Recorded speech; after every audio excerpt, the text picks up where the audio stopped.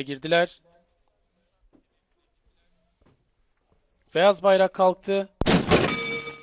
Start verildi ve koşu başladı. 2 numaralı Ayaz Bey ve 8 numaralı Victory Gold 2 boy geciktiler. Koşunun liderliğini iç kulvardan gelen 1 numaralı Lady Özge aldı ve farkı 2 boya kadar çıkardı.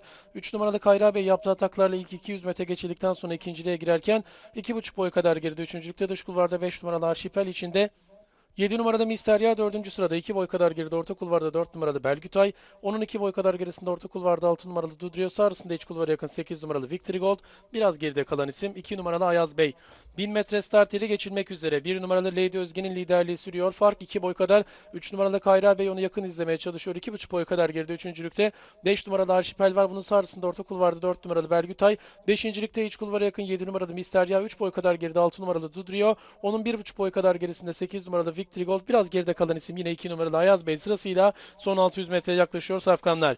1 numaralı Lady Özge startla birlikte aldığı liderliği son 600 metreye taşımak üzere. 3 numaralı Kayra Bey de start çıkışından itibaren Lady Özge'yi yakalamaya çalışıyor. 4 boy kadar geride. 5 numaralı Arşipel içinde 4 numaralı Belgütay yan yana 3 ve 4. sıradalar.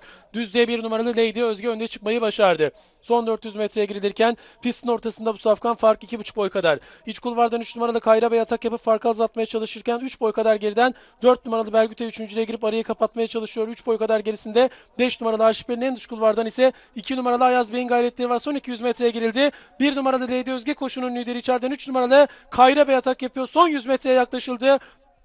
1 numaralı Lady Özge liderliğini sürdürüyor. Farkı açmaya başladı şimdi. Fark 5 boy kadar 1 numaralı Lady Özge kazanıyor. 3 numaralı Kayra Bey ikinci oldu. Starttan geç çıkış yapan 2 numaralı Ayaz Bey üçüncü olurken 4 numaralı Belgütay ile dördüncü oldu. 1 numaralı Lady Özge Halil Kalın Yılmaz'la İzmir'de yapılan ikinci koşuyu kazandı.